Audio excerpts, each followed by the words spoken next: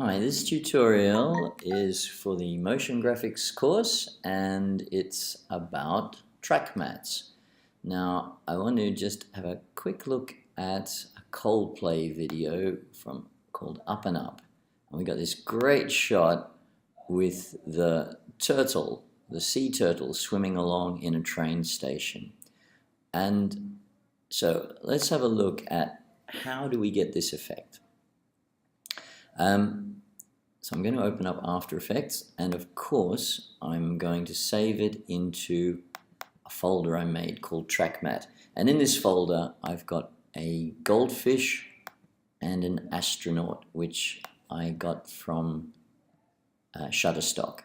So before I do anything, I will of course save my project to my Track Mat project folder and call it my track mat project, and bring in my goldfish and my astronaut.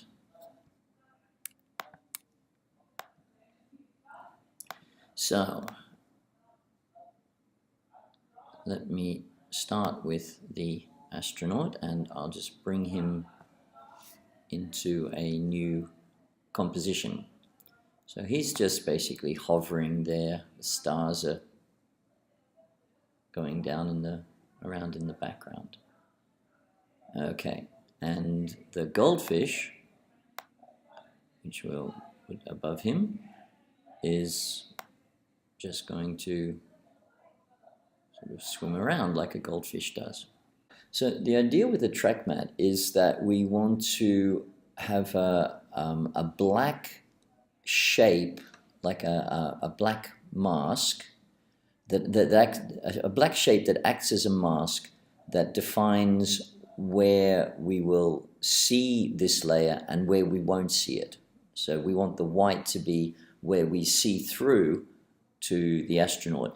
So track mats work very well with this kind of image where we have a white background. So okay, here's how we'll make our track mat. I'm going to duplicate the goldfish layer, and in fact I'll rename it so I can see very clearly that this is my goldfish mat. And with the goldfish mat I'm going to use some effects. I'm going to turn it to black and white, and I'm going to give it some contrast. We'll use the brightness and contrast controls. So I'll take the contrast up quite a bit and the brightness down to about there. And maybe even a little blurriness is often a good thing to do. Blur and sharpen a little bit of Gaussian blur, maybe just like 1 pixel. What does that look like? Just something to soften the edges a little bit. The other thing that we can do to get a really nice solid black in our track mats is to play around with the colors. So even though it's in black and white, it's still got this red, yellow, green, cyan, blue. It's a goldfish, so it's mostly going to, I guess, be red and yellow. So if I take the red down, I can see that that's starting to really make this a nice black in here. And the same with the yellows. That's really given us a nice solid black here. And solid black means it's totally opaque. We get 100% of the goldfish in here where it's black. So if we go down to the mats now, by the way, if you don't see track mat, then just switch these switch until you do see it. So the goldfish mat should be sitting above our goldfish, and we're looking for the actual goldfish layer, and we're going to assign a track mat, and we're using this one Luma inverted mat. And so if we do that, now we should see this goldfish swimming around with our astronaut, and that's how a track matte works. And it's very nice. You can see where it was solid black, we get solid goldfish. Where it was gray, we see like a 50% transparency. So 50% gray means 50% transparency in the tail, which makes him look really nice. So for my next example, we're going to have a look at this video. Now, unlike the goldfish, this one is not a clear background. Okay, so it won't work so well to just play with the contrast and the color channels. It's going to be much harder to isolate this girl. We really have to try and cut her out of the background. So let's see how we do that. So I'm going to, well, let me see. I'm just going to isolate maybe the jump frames. So she takes a step and then jump, and maybe even before the father's hands come into the picture, I'm just going to use those 2 seconds. So I'll make a new composition, and again I'm going to duplicate it, Command D, and call this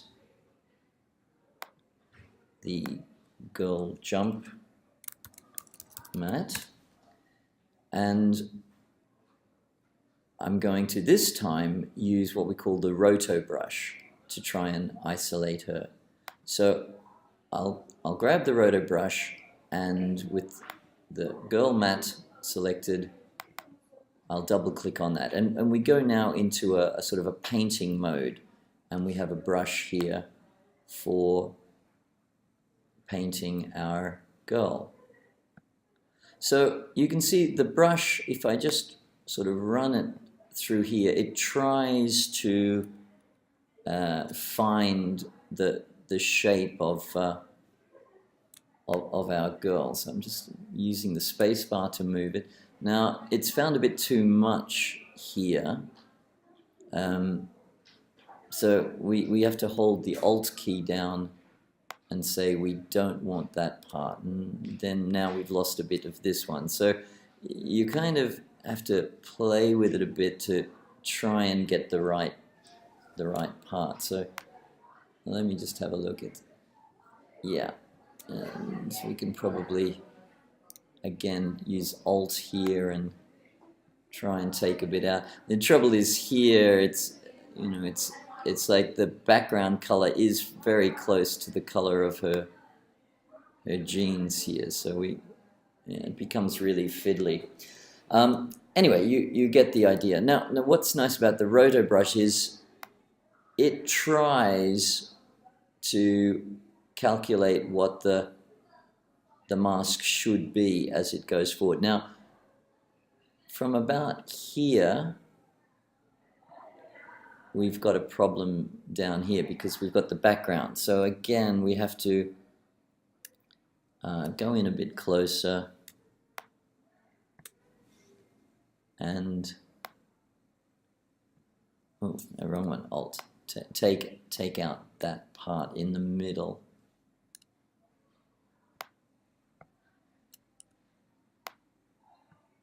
Oh, too much. Is there anything else that's kind of going wrong? We've sort of lost a little bit of a nose here, so I'm going to try and put a little bit of nose back. But you get the idea. So if we try and take her a bit further, let's see how well the rotobrush does. So it really didn't find this bottom part. So when it really doesn't understand what's going on down here, we have to go in and fix it.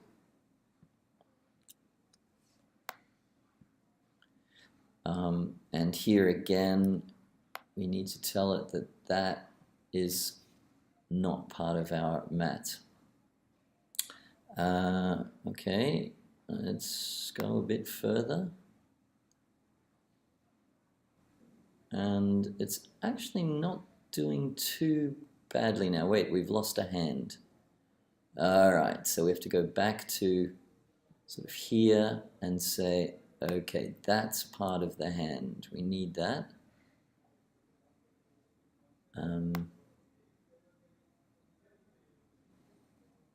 Okay, well, we lost the hand again here. Let's show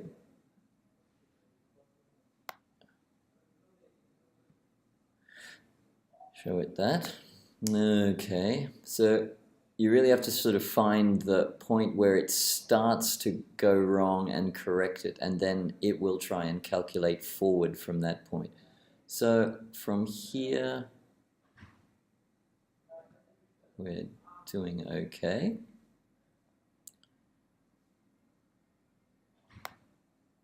And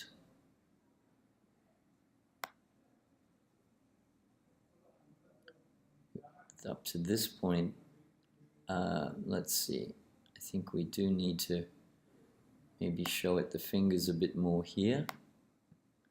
And this hand here we seem to have lost. And I think we're losing a foot here. So let's make sure that foot is included.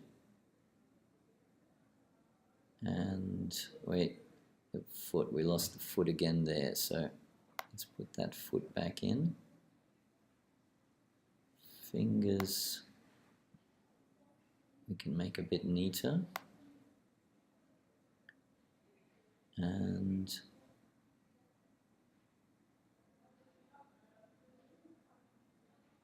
let's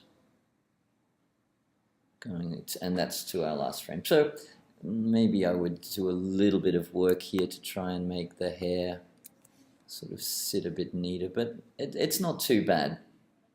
So in this case though, what we see is that the girl is white and the mat is black. You can see a couple of different views of it here. That's fine. Let's just go back to the composition. The other thing is we don't have any grays. We just want it to be black and white. So this, for just black and white, we use the alpha matte. And we actually want the alpha matte, not the inverted alpha matte. So if we make our girl jump layer to use the matte as an alpha, then we'll get her looking like this. Now, just to see the difference, the inverted matte will end up looking like that, which is an interesting effect, but not the one we're looking for. Okay, now with track mats, especially when you're drawing them like this, sometimes the edge becomes a problem, and this is where we would probably want to try and do something with our to refine the edges. So to play with the edges, let's see, if we go to here, through here I can see some white around the edges of our girls. So if we go to the track mat, go to the effects control, you can see we've got a few controls here. Now, depending on the resolution of your video, I would probably put in maybe a 3-pixel feather, so it's not the hard edge again. Also, maybe shift the edge, not -3, but maybe -2 or -1.5, and that'll tighten up this edge. I mean, we could go more, less. We could tighten it up more. So there, I've tightened it up to, like, what's that? 40%. But the trouble is that now I'm losing the detail. I've lost her nose, I'm losing her fingers there. So it's a balance between kind of how much you might want to feather it and how much you might want to try and shift the edge. So if we finish playing with the edge controls and we want to go back to our composition, then we can just have a little run through. Still a little bit of white there. Here it's not looking too bad on the body. Bit of white there. And actually that's not too bad through there. So that tightening up the edge helped a bit. In this last example, we've got a car coming out of our astronaut. Now, this one is to demonstrate probably the most complex that we can find. If I go into the car, you can see that it's a section from a clip here with a whole bunch of cars going past.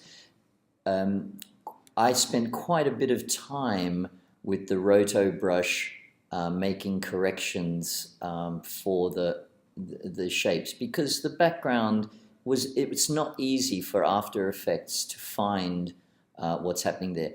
You can see if I go to the black, you can see that it does wobble around a bit.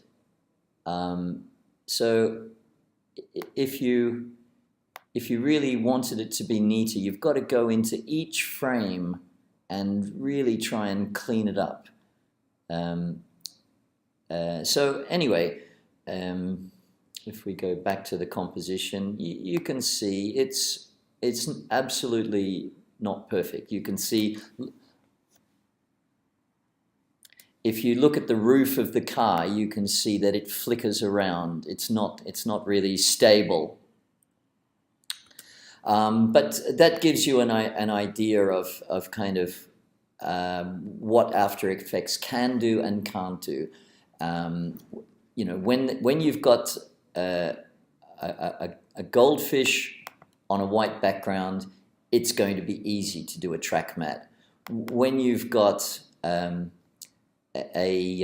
know, quite a well-defined, you know, dark shape on a white background, it's not going to be that difficult. When you have a really complex shape like this, After Effects is going to struggle to do it automatically, and you end up doing quite a lot of the work yourself. So I hope that's given you a sense of how we use the track mattes to take an animated element from one video to combine it, to composite it with another video. I think it's time for you to try some of these activities now, and yeah, let's see what you come up with.